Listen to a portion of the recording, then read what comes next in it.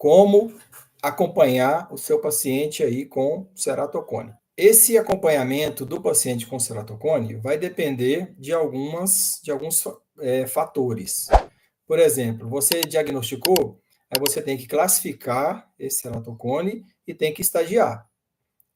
Primeiro a classificação e depois o estadiamento, para você saber a conduta que você vai ter, como você vai acompanhar esse paciente com o ceratocone, um acompanhamento com segurança, um acompanhamento com autonomia e principalmente prático. Vai depender de alguns fatores, como eu falei, o estadiamento, a idade desse paciente, a presença ou não dos fatores de risco e se está havendo progressão ou não.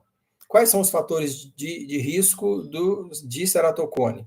História familiar, antecedente familiar de ceratocone, principalmente de primeiro grau, pai, mãe, irmãos. O hábito de coçar os olhos com frequência, alergias associadas, alergias, conjuntivite alérgica, alergias respiratórias, rinite, são fatores de risco associados ao ceratocone. Como eu falei, se está havendo progressão ou não no acompanhamento desse paciente a longo prazo. Primeiro, estadiamento. Você vai estadiar esse ceratocone, esse olho desse paciente, saber se ele tem um ceratocone inicial, que é aquele subclínico, se é o estágio 1, que é o ceratocone leve, o estágio 2 moderado, o estágio 3 grave e o estágio 4 avançado ou severo. Aí você vai conduzir o seu acompanhamento, o seu tratamento de acordo com esses estágios, de acordo com a idade, de acordo com a presença ou não de fatores de risco e de acordo com a presença ou não de progressão. No estágio 0, é aquele ceratocone subclínico, o paciente é muito jovem,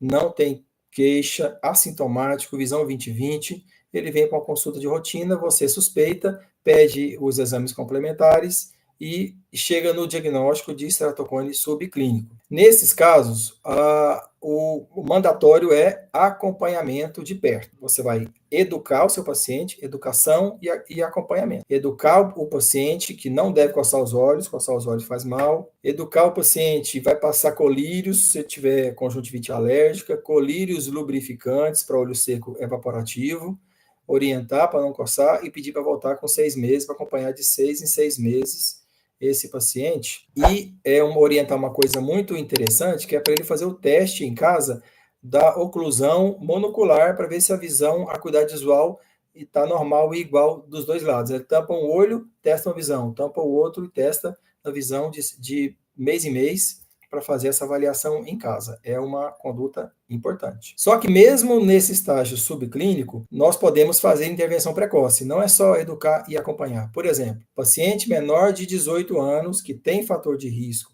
ou que tem progressão, a gente já pode indicar crosslink.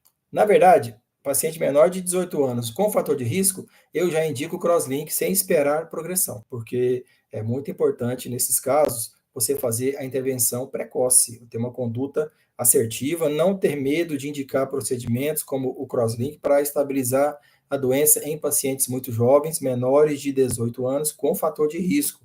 Pai, mãe com ceratocone, irmão, alergia, coça muito o olho. Então, tudo isso tem que levar em conta, você já pode indicar o crosslink nesses casos. E fazer realmente, educar o paciente, orientar e tratar alergias, olho seco, pedir para ele voltar com 6 meses, de 6 em 6 meses. Então, estágio 0, a conduta é acompanhar de perto, educar o paciente e, em casos de menor de 18 anos com fator de risco, já indicar crosslink. É o que eu faço. Estágio 1. Estágio 1 é aquele ceratocone já que o paciente já não tem uma visão normal. Normalmente, a acuidade visual está entre 20/20 e 20/40, com correção para longe. É um paciente que já tem uma ectasia mais importante. Então, nesses casos, estágio 1, a conduta é crosslink para todo mundo, independente da faixa etária. Principalmente se tiver fator de risco e principalmente se estiver progredindo. Você vai acompanhar, progrediu. Então, nesses casos, o crosslink ele é mandatório, porque além de estabilizar a doença, ainda melhora a visão desses pacientes que a visão não é tão boa, mas se você melhora mais um pouco, fica bom para esse paciente. Se ele tem ali um 20/40 mais, você faz o crosslink, ele pode ir até para um 20/25 e estabilizar essa doença por 5 a 7 anos. Normalmente, o crosslink ele dura 5 a 7 anos. É importante, então, Estágio 1, cross-link, para todo mundo, muito indicado nessa situação. Você passa um óculos, o paciente fica bem, correção com óculos. Educar também, não coçar, orientar, que coçar faz mal, tratar alergias, tratar olho seco e pedir para voltar também de 6 em 6 meses. Então, esse é o acompanhamento no estágio 1.